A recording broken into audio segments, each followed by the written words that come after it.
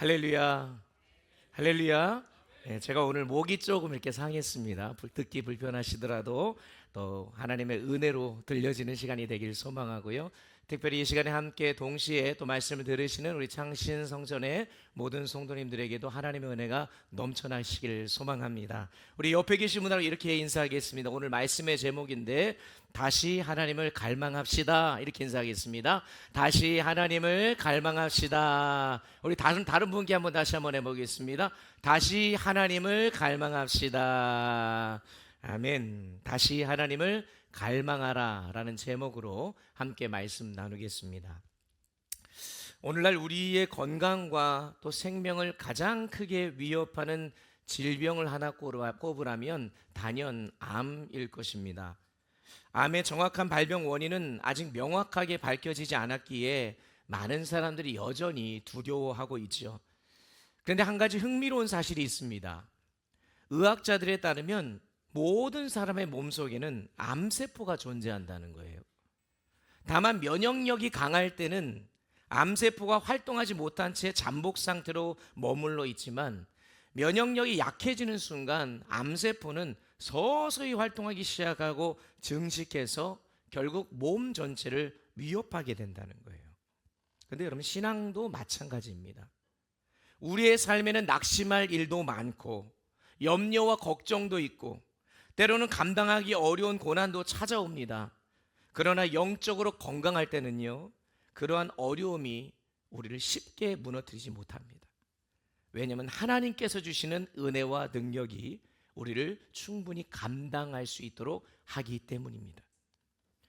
문제는 영적인 면역력이 약해질 때예요. 하나님을 향한 갈망이 식어져 가고 예배가 무뎌지며 기도가 줄어들고 말씀을 들어도 들리지가 않아요. 그러면 이전에 충분히 이겨낼 수 있었던 문제들도, 아니 그거보다 별거 아닌 문제들도 어느 순간 우리의 영혼을 무너뜨리기 시작합니다. 낙심이 찾아오고 불안이 찾아오며 하나님을 향한 확신마저 흔들리게 되는 거예요. 오늘 본문에 등장하는 시편 기자도 바로 그런 상태에 있었습니다. 5절에서 그는 이렇게 탄식합니다. 내 영혼아, 네가 어찌하여 낙심하며 어찌하여 내 속에서 불안해하는가? 오늘 읽지는 않았는데 똑같은 시편 11절 한번 보십시오. 동일한 말이 반복됩니다. 내 영혼아, 어찌하여 낙심하며 어찌하여 내 속에서 불안해하는가? 그 다음 시편이 시편 43편 5절에도 가보십시오. 똑같은 고백이 반복됩니다. 시편 42편, 43편 두 편에서 주기적으로 내 영혼아 어찌하여 낙심하고 속에서 불안해하는가 라는 이 내용의 고백을 볼 때에 지금 이 시편 기자가 얼마나 깊은 낙심과 불안 가운데 있었는지를 알 수 있어요. 또 볼까요? 오늘 3절에서 내 눈물이 주야로 내 음식이 되었도다. 여러분, 눈물이 주야로 음식이 되었다는 이 비유적인 표현, 얼마나 힘들고 괴로웠으면 밤낮으로 눈물을 흘렸는데 그걸 자기의 음식으로 삼았다고까지 표현하겠습니까? 4절에서는요, 내 마음이 상하는도다. 그의 영혼이 완전 무너진 거예요. 심각한 고통 가운데 있었습니다. 그렇다면 여러분, 왜 이러한 영적인 침체가 찾아왔습니까? 도대체 영적인 침체가 찾아온 이유가 무엇일까요? 여러분, 사실 문제는 고난 그 자체가 아닙니다. 그렇다면 왜 이러한 문제가 있었을까? 같은 고난을 만나도 어떤 사람은 무너지지 않습니다. 반면 어떤 사람은 쉽게 낙심하고 절망하죠. 차이는 환경에 있는 것이 아니라 상황에 있는 것이 아니라 영적인 상태에 있다는 거예요.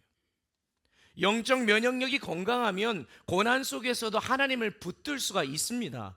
그러나 영적인 면역력이 약해지면 같은 문제도 우리의 영혼을 깊이 흔들어 놓는 거예요. 시편 기자 역시 지금 그런 상태에 있었습니다. 그렇다면 무엇이 그의 영적인 이 면역력을 떨어뜨렸고 약화시키셨을까? 오늘 그 본문에 그 원인들이 세 가지가 나타나고 있는데, 오늘도 우리의 영적인 상태를 오늘 말씀을 통해 함께 점검하며 혹여나 우리 안에 약화되어져 있는 영적인 이 면역력을 어떻게 하면 다시 회복할 수 있을까 함께 고민해보는 은혜의 시간이 되기를 소망합니다. 첫 번째로, 하나님보다 현실을 더 크게 보일 때에, 하나님보다 현실이 더 크게 보일 때 영적인 면역력이 약해지기 시작합니다. 7절을 보면 시편 기자는 자신의 눈앞에 펼쳐진 암담한 현실 앞에서 깊은 낙심과 불안 가운데 빠져있는 말씀을 고백하고 있어요. 한번 읽어보겠습니다. 읽지는 않았던 본문의 말씀인데 7절 다 같이 읽겠습니다. 시작. 주의 폭포 소리에 깊은 바다가 서로 부르며 주의 모든 파도와 물결이 나를 휩쓸었나이다. 지금 자신의 눈앞에 펼쳐진 암담한 현실 앞에서 자신이 어떠한 상황인지 고백하고 있는데, 가만히 보면 지금 이 시편 기자의 눈에는 하나님보다 자신을 둘러싼 현실의 파도가 더 크게 보였습니다. 끝없이 밀려오는 파도처럼 문제는 계속되고 있었고 상황은 전혀 나아질 기미가 보이지 않았던 거예요. 그래서 몇 절 더 뒤로 가보면 9절을 보니까 그는 원수들의 압박과 조롱 속에서 고통받고 있었습니다. 문제를 해결할 방법도 보이지 않았고 미래에 대한 소망도 점점 희미해져 가고 있었어요. 얼마나 답답했겠습니까? 여러분도 이러한 상황들 많이 겪어보셨을 겁니다. 마음은 무너지고 불안은 점점 커져만 갔을 거예요. 그런데 여러분, 사실 이 시편 기자를 더욱 힘들게 만든 것은 현실 자체가 아니에요. 더 큰 문제는 그의 시선이 하나님에게서 현실로 옮겨졌다는 데 문제가 있는 거예요.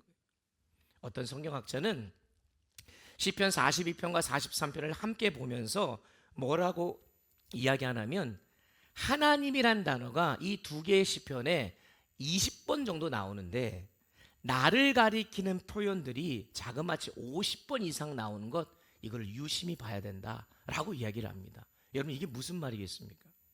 시편 기자가 고백하는 가운데 그의 고백과 그의 관심과 그의 시선 속에 하나님보다 자기가 더 많다는 거예요. 나의 문제, 나의 상황, 나 연약함을 바라보게 되는 그 순간, 그러니까 그 광황 속에서 하나님의 문제를 하나님보다 문제를 더 오랫동안 바라보고 하나님의 능력보다 자신의 연약함을 더 크게 바라보기 때문에 그러한 상황 속에서는 두려움과 낙심이 더욱 커져갈 수밖에 없는 거예요. 사랑하는 성도 여러분, 영적 면역력은 하나님보다 현실을 더 크게 볼 때 약화되기 시작합니다. 여러분, 문제를 묵상하면 묵상할수록 두려움이 더 커져요. 고민한다고 문제가 해결되지 않지 않습니까? 그런데 하나님을 묵상하면 묵상할수록 믿음이 점점 더 커져간다는 사실을 우리가 기억해야 합니다. 환경을 바라보면 낙심하게 됩니다. 하지만 하나님을 바라보면 소망을 얻게 되는 줄 믿으시기 바랍니다. 베드로가 무리를 걸을 수 있었던 이유가 뭐예요? 예수님을 똑바로 바라봤기 때문이죠. 그러나 파도와 바람을 바라보는 순간 두려움이 찾아왔고 결국 물에 빠지고 말았습니다. 여러분, 여기서 주목해야 될 것은 파도가 갑자기 생긴 게 아니에요. 잔잔했는데 갑자기 파도가 막 일어가지고 그것 때문에 겁먹은 게 아니고, 똑같이 파도도 일고 바람도 일고 있는 상황에서 주님을 바라봤을 땐 그게 큰 문제가 되지 않는데, 그거를 보기 시작하고 주님으로부터 시선을 멀리하는 순간부터 그것이 나에게 두려움으로 엄습해 오더라는 것입니다. 문제는 뭐예요? 파도가 생긴 것이 문제가 아니라 시선이 문제였던 거예요. 오늘 우리도 마찬가지입니다. 현실은 여전히 어려워요. 문제는 여전히 존재합니다. 그러나 영적 면역력을 지키기 위해서는 현실보다 하나님을 더 크게 바라봐야 합니다. 중요한 건 그래서 문제의 크기가 아니라 하나님의 크기예요. 하나님이 얼마나 크신 분이신지를 기억할 때에 낙심이 소망으로 바뀌어지고 두려움이 믿음으로 바뀌어지게 된다는 사실을 기억하실 수 있기를 주의 이름으로 축원합니다. 두 번째로, 하나님과의 교제가 약해질 때 영적 면역력이 약해지고 약화됩니다. 4절을 보면 시편 기자는 원래 예루살렘 성전에서 많은 무리와 함께 하나님을 찬양하며 절기를 지키던 사람이었던 것을 알 수 있어요. 4절 한번 다시 한번 읽어볼까요? 같이 읽겠습니다. 내가 전에 성일을 지키는 무리와 동행하여 기쁨과 감사의 소리를 내며 그들을 하나님의 집으로 인도하였더니 이제 이 일을 기억하고 내 마음이 상하는도다. 시편 기자는 누구보다도 예배의 기쁨을 알았던 자예요. 하나님의 임재를 경험했던 사람이었습니다. 그런데 지금은 어떠합니까? 원수들의 압제를 피해 도망다니는 처지가 되면서 더 이상 성전에 올라갈 수 없게 되어서 그때를 회상하며 가슴 아파하고 있다는 거예요. 하나님을 예배하던 자리에서 멀어진 거예요. 성도들과 함께 찬양하던 기쁨도 누릴 수 없게 된 겁니다. 물론 여러분, 장소가 중요한 건 아니죠.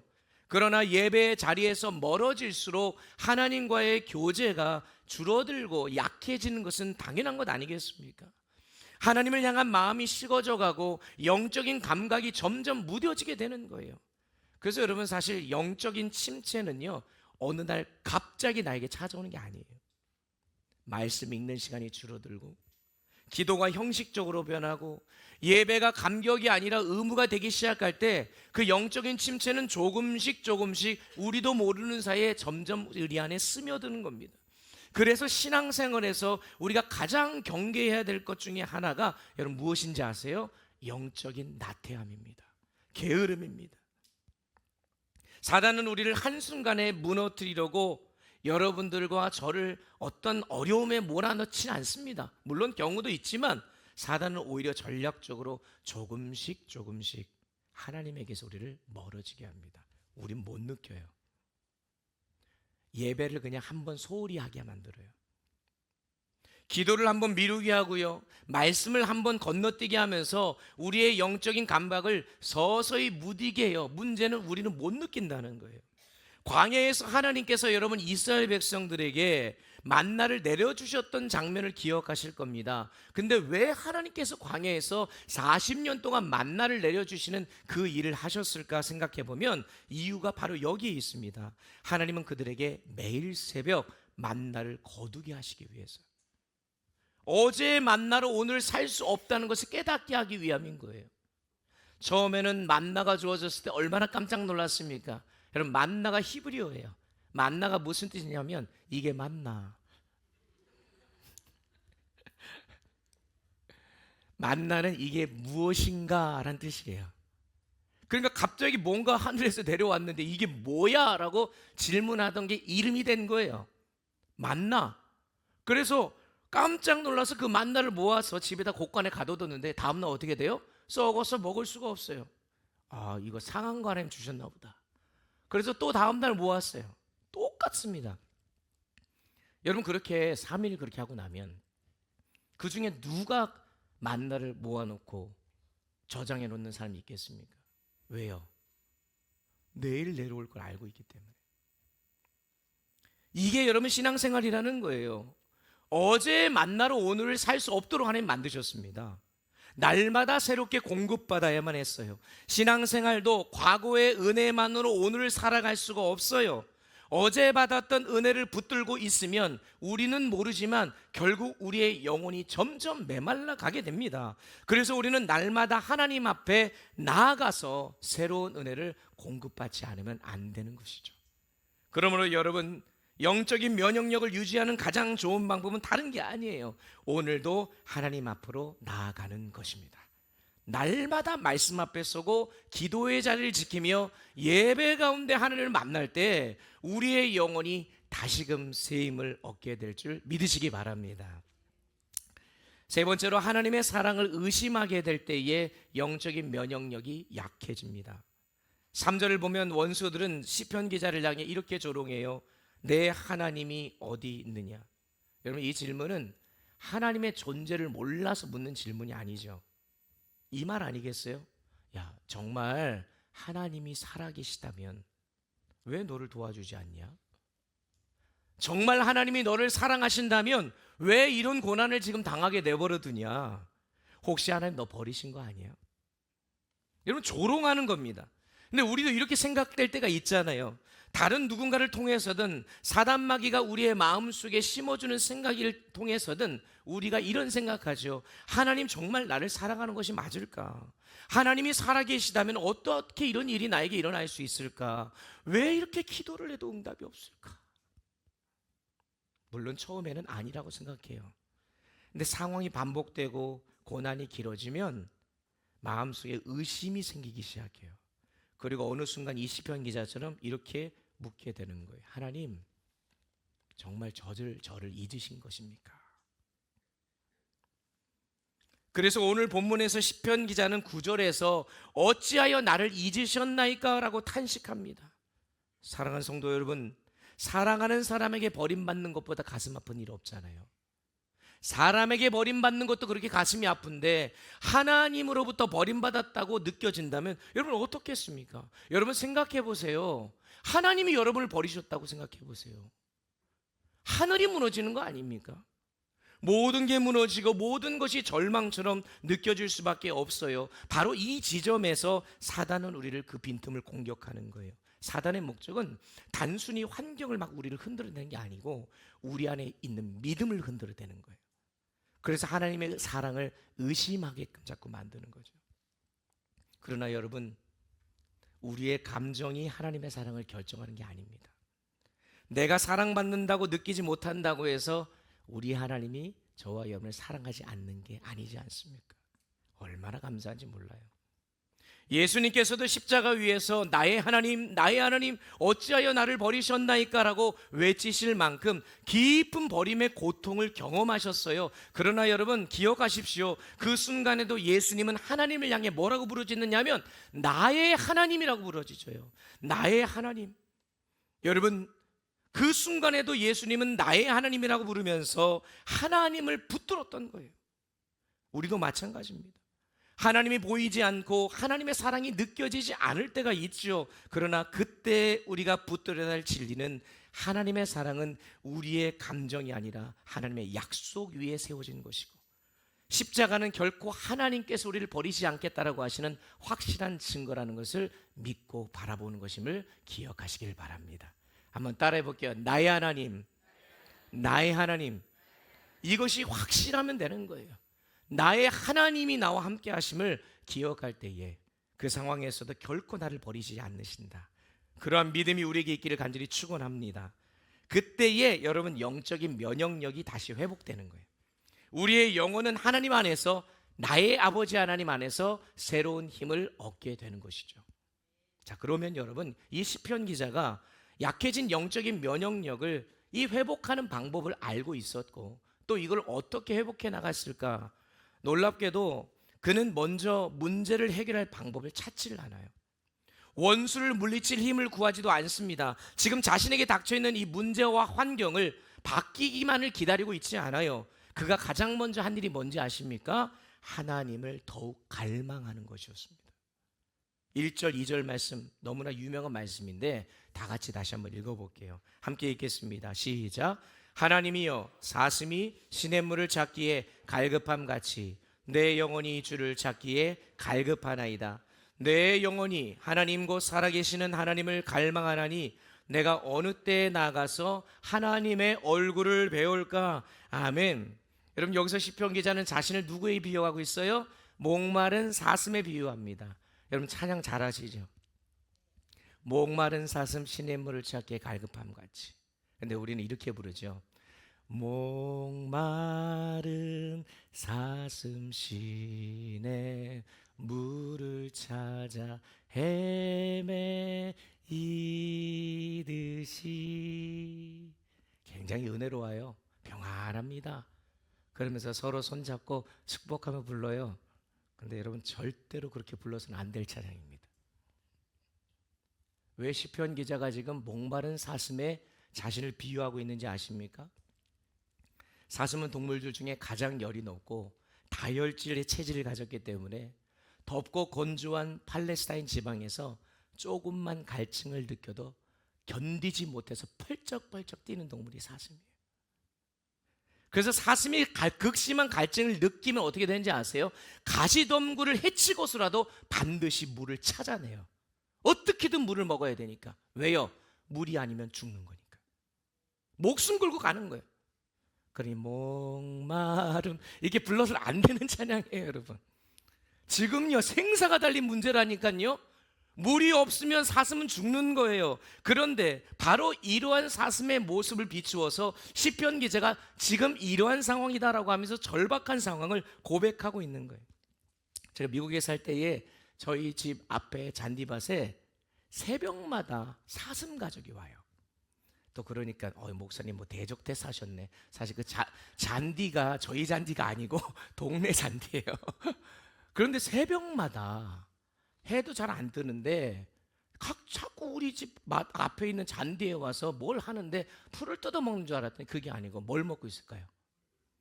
물이 거기 있어요? 새벽 이슬 먹고 있는 거예요.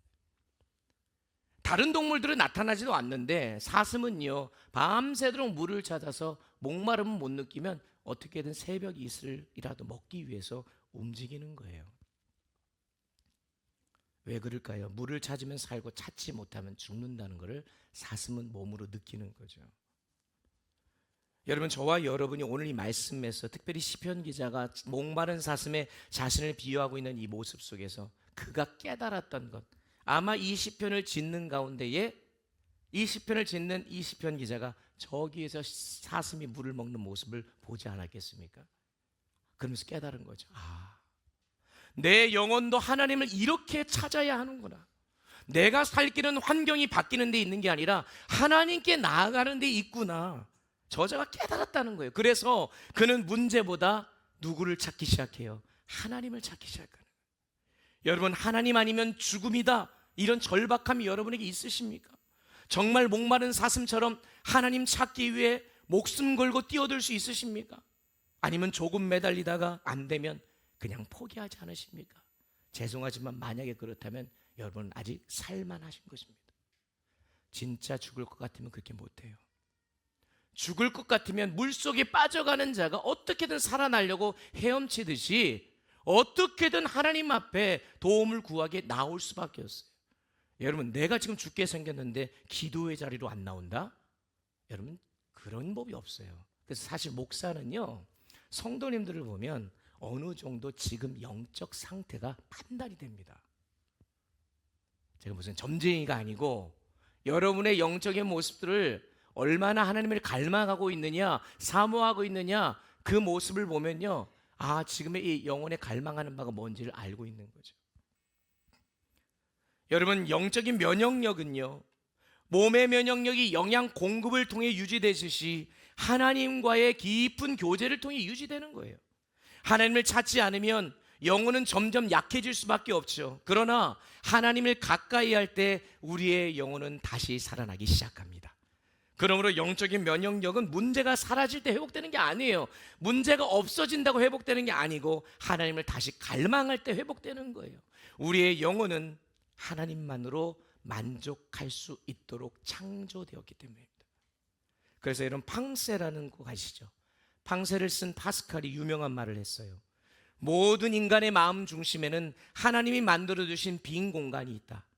그 빈 공간은 피조세계 어떤 것으로도 채워질 수 없고 오직 예수 그리스도를 통해 알려지신 창조주 하나님께서만 채워주실 수 있다.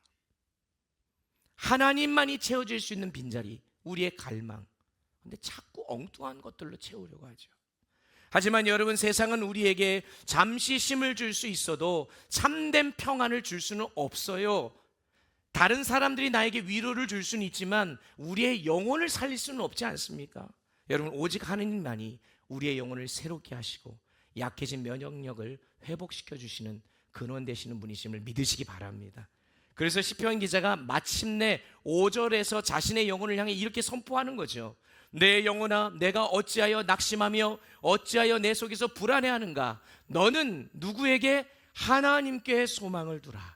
그가 나타나 도우심으로 말미암아 내가 여전히 찬송하리로다.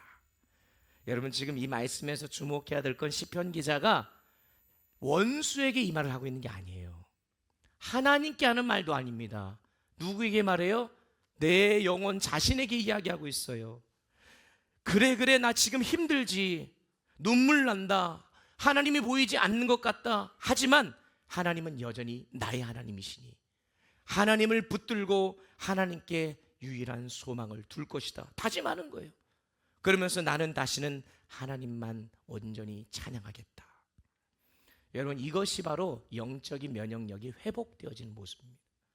문제가 사라져서 강해지는 게 아니에요. 상황이 좋아져서 담대해지는 것도 아닙니다. 하나님을 다시 바라보게 될 때에 영혼의 새로운 힘이 공급되는 줄 믿으시기 바랍니다. 그래서 여러분 뭐 주만 바라볼지라 찬양도 하고요. 해바라기가 왜 해바라기인지 알죠? 왜 해바라기예요? 해만 바라본다는 거예요. 그래서 해가 떴을 때는 떴다가 해가 지면 지는 경우가 있는 거죠. 그러니 여러분, 저와 여러분은 주바라기가 돼야 된다. 누가 이런 말 하잖아요. 주님만 바라보시길 바랍니다. 여러분, 누구에게는 영적 면역력이 약해진 때가 있어요. 낙심도 찾아오고 불안도 찾아옵니다. 그러나 중요한 것은 그때 어디로 향하느냐가 중요해요. 여기 계신 모든 분들 중에서 낙심 안 되는 분 계십니까? 절망이 없는 분 있습니까? 저마다 문제가 다 있으시잖아요. 얼굴은 웃고 있어도 말 못할 사정 다 있으시죠? 목사라고 왜 없겠습니까? 저도 낙심될 때가 있지요. 그러나 중요한 것은 그럴 때 우리가 어디로 향하느냐. 믿음의 사람들은 낙심 속에서도 하나님을 찾습니다. 불안 가운데서도 하나님을 붙듭니다. 그리고 그 과정 속에서 다시 영적인 면역력을 회복하게 되는 것입니다. 여러분, 오늘도 목마른 사슴이 시냇물을 찾듯 살아계신 하나님을 갈망하시기를 주의 이름으로 축원합니다. 그래서 하나님께서 여러분의 영혼을 새롭게 소생시켜 주시고 약해진 영적인 면역력을 회복시켜 주시는 거죠. 그러면 다시 소망 가운데 살아가게 되는 거예요. 핸드폰이라든지 전자기기가 계속해서 작동되지 않잖아요. 전기에 충전을 해야 되잖아요. 차저 해가지고 하잖아요. 그건 차징이 돼서 채워져야 되는 겁니다. 우리가 하나님께 연결되어져서 하나님으로부터 그 은혜를 공급받아야 다시금 우리가 회복될 수 있는 것입니다. 그래서 성경에 보면 위대한 하나님의 사람들 치고 낭망하지 않은 사람들 없어요. 여러분 고난당하는 거 별거 아닌 이들이 너무나 많습니다. 심지어 예수님도 여러분 낙심하고 낭망했잖아요. 인간은 모두 낙심합니다. 하지만 다른 점이 뭐라고요? 우리 믿는 자들은 낙심 중에 하나님을 찾는다는 사실이에요. 목마른 사슴이 되어 시냇물을 찾기에 갈급함같이 내 영혼이 주를 찾기에 갈급하나이다. 여러분, 이것이 오늘 저와 여러분의 참 소망 되신 하나님을 향한 갈망함이 되기를 주의 이름으로 축원합니다. 말씀을 정리하겠습니다. 운동선수들에게도 원치 않는 침체기와 슬럼프가 있다고 합니다. 정말 아무리 잘하는 정말 세계 탑 플레이어들도요 맨날 1등만 할 수 없어요. 그렇다고 실력이 줄어든 게 아니에요. 뭔지 모르는데 자꾸 슬럼프가 찾아옵니다. 그런데 그 시기를 어떻게 통과하느냐에 따라 그 다음 선수로서의 미래가 보장된대요. 슬럼프를 극복하는 방법들은 사람마다 다 다를 수 있는데 가만히 보면 한 가지 공통점이 있더라고요. 그것은 훈련을 멈추지 않는다는 겁니다. 아무리 힘들어도 기본 훈련은 계속하는 거예요. 실력이 떨어지든 말든 상관없이 기초 체력 키우는 것은 계속하는 거예요. 기본 동작을 반복하면서 자신을 다시 세워가다 보면 어느 순간 갑자기 슬럼프를 극복하게 되더라라는 말을 많은 선수들이 하더라고요. 여러분, 신앙생활도 마찬가지인 것 같습니다. 영적인 침체를 이기는 길은요 어떤 특별한 비결이 있는 게 아니에요. 방법이 있는 게 아니에요. 그거 있으면 얼마나 좋겠습니까? 물론 하나님의 강력한 역사를 통해서 그 한 사람의 삶을 바꾸시는 은혜도 있지만 여러분, 가장 중요한 비결은 기본적인 자리로 돌아가는 거예요. 기본으로 돌아가는 거예요. Back to basic이라고 그러잖아요. 그것이 바로 말씀과 기도 아니겠습니까? 말씀을 통해 하나님의 음성을 듣고 기도를 통해 하나님과의 교제가 깊어지는 거예요. 그래서 운동선수도요 기본기가 무너지면 결정적인 순간에 다 무너지게 되는 거예요. 반대로 기본기가 탄탄하면 위기가 와도 다시 일어설 수가 있는 거예요. 여러분, 신앙도 말씀과 기도로 영적인 체력이 길러질 때 낙심과 절망이 찾아와도 무너지지 않는 거예요. 그리고 침체가 찾아와도 다시 일어설 수 있는 것입니다. 제가 미국에 있을 때에 운동을 즐겨하던 것이 테니스가 있었어요. 테니스를 한 10년 동안 쳤습니다. 제법 쳤습니다. 보기에는 그래도 좀 빨라요. 그리고요 굉장히 운동신경이 제 나름대로 괜찮습니다. 그래서 당시에 시카고에서 아마추어 테니스 대회도 나가서 같이 경기도 하고 그랬었어요. 나름대로 조금 치는 사람이라 생각했는데 제가 이제 한국 들어오기 전에 섬기던 교회에 예전에 86 아시안게임 금메달을 따시고 88 올림픽 때 16강까지 올라갔던 테니스 선수가 집사님으로 계셨어요. 그래서 그분을 만나고 나서 얼마나 기쁘던지. 왜냐하면 주님 만난 것보다 더 기쁘더라고요. 그분과 함께 쳐보는 게 얼마나 소원이었겠어요. 근데 마침 집사님이 불러주셔가지고 치는데 저도 나름대로 잘 보려고 열심히 쳤죠. 그랬더니 딱 쉬는 시간에 집사님이 오셔서 하시는 게 뭐라면, 목사님 참 운동신경도 좋으시고 잘 하시는데 기본기가 잘 안 돼 있으시네요, 그러는 거예요. 자존심이 확 상하더라고요. 좀 인정받고 싶었는데, 생각해 보니까 한 번도 배워본 적이 없는 거예요. 나름 운동한다고 열심히 하면서 어느 정도 열심히 한다고 생각했는데, 생각해 보니까 기본기가 없으니까 어딘가에 딱 멈춰서 그 다음부터 잘하고 성장하지가 않는 거예요. 노래도 마찬가지고 모든 것이 마찬가지 아닙니까? 그래서 운동선수들이 처음에 가면요, 여러분 운동부터 시키지 않고 기본기부터 하잖아요. 복싱 같은 거 하면 가가지고 맨날 뭐 합니까? 줄넘기 하는 거예요. 근데 그걸 무시하면 안 된다는 거예요. 그게 뒷받침이 되어질 때 그 다음부터가 나아갈 수가 있는 거예요. 신앙생활에 우리가 교회에 왔을 때 말씀과 기도를 자꾸 얘기하는 거는 기본기거든요. 그게 탄탄하지 않으면 우리의 온전한 신앙생활이 이루어질 수 없기에, 여러분 그 영적인 면역력이 떨어질 때 우리가 해야 될 것은 다른 게 아니에요. 우리의 기본으로 돌아가서 그것을 세우는 일에 우리가 함께 힘써 나아간다고 한다면 우리의 영적인 면역력이 회복되어져서 무기력과 낙심과 영적인 침체가 찾아와도 쉽게 무너지지 않습니다. 그리고 기본기가 탄탄하면 하나님이 어느 순간 우리를 자라나게 하는 순간이 있는 것이죠. 그래서 시편 기자가 오늘 본문은 아니지만 시편 146편 5절 시편의 결론과도 같은 말씀을 합니다. 오늘 마지막으로 주신 말씀을 알고 다 같이 한번 읽어보겠습니다. 함께 읽습니다. 야곱의 하나님을 자기의 도움으로 삼으며 여호와 자기 하나님에게 자기의 소망을 두는 자는 복이 있도다. 아멘. 하나님께 소망을 두는 자가 복된 자이고, 하나님을 향하여 고개를 들고 말씀과 기도로 주님과 연결되어질 때에 우리가 이 세상에서 고난과 환난과 낙심과 염려로 가득 찬 삶을 살아간다 할지라도 주님이 주시는 복을 누리는 삶을 살 수 있다라고 얘기하는 겁니다. 여러분은 어디에 소망을 두고 계십니까? 세상의 소망을 두되 잠시 위로는 얻을 수 있지만 참된 소망이 될 수는 없어요. 사람이 우리의 영혼을 완전히 만족시킬 수 없습니다. 오직 하나님만이 우리의 참된 소망이신 줄 믿으시기 바랍니다. 목마른 사슴처럼 주님을 갈망하십시오. 다른 곳에서 답을 찾으려 하지 마시고 여러분의 모든 삶의 문제를 하나님께 맡겨드리시기 바랍니다. 그럼 우리 하나님께서 저와 여러분의 영혼을 다시 일으켜 세워주실 것입니다. 여러분 2026년 5개월이 지났어요. 회에 우리가 예배하라 살아내리라 외치면서 5개월을 달려왔습니다. 여러분 우리가 새해 처음에 마음을 먹고 하나님 앞에 결단했던 그 마음 여전하십니까? 하나님을 향한 갈망이 여전히 뜨겁게 타오르고 계세요? 아니면 바쁜 일상과 현실의 문제 속에서 어느새 나의 영적인 면역력이 약해지고 하나님을 향한 갈망이 식어져 있으십니까? 오늘 시편 기자가 말씀하는 것을 마음에 새기시고 여러분 하나님을 다시 갈망할 때 우리 안에 영적인 면역력이 회복되어질 뿐만 아니라 그로 인하여서 하나님께서 우리의 영혼을 다시금 새롭게 하시고 주님의 놀라운 은혜를 부어주실 줄 믿습니다. 다시 여호와를 갈망하시는 우리 모든 성도들 되시기를 주님의 이름으로 축복합니다. 축복합니다. 함께 찬양합시다. 잘 아는 찬양인데 오늘 말씀 들었으니까 이 들은 말씀 기억하면서 우리가 함께 고백하겠습니다. 우리가 목마른 사슴이 되는 거예요. 함께 찬양합니다.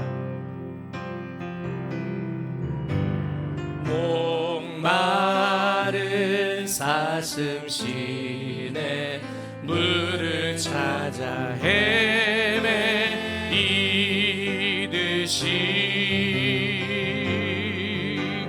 내 영혼 주를 찾기에 갈급하라. 우리 다시 한번 가사 생각하면서 찬양할까요? 목마른 사슴 목마른 사슴 시내 물을 찾아 헤매이듯이 내 영혼 주를 찾기에 갈급하라. 고백합시다. 주님만이 나의 힘 되십니다. 주님만이 나의 힘, 나의 방패, 나의 참 소망, 나의 몸 정성 다 바쳐서 주님여. 우리 다같이 일어나서 2절 찬양하겠습니다. 금보다 귀한 나의 주님, 금보다 귀한 나의 주님, 내게 만족 주신 주, 당신만이 나의 기쁨 또한 나의 참. 우리 함께 고백합니다. 두 손 높이 들고 고백할까요? 주님만이 나의 힘, 주님만이 나의 힘, 나의 방패, 나의 참 소망, 나의 몸 정성, 나의 몸 정성 다 바쳐서 주. 여러분, 우리의 유일한 힘 되시고 소망 되신 우리 주님을 다시 한번 찬양합니다. 주님만이 나의 힘, 주님만이 나의 방패, 나의 참. 우리 다시 한번 고백합시다. 주님만이 나의 힘 되십니다. 주님만이 나의 힘, 나의 방패, 나의 참 소망, 나의 몸 정성 다 바쳐서 주님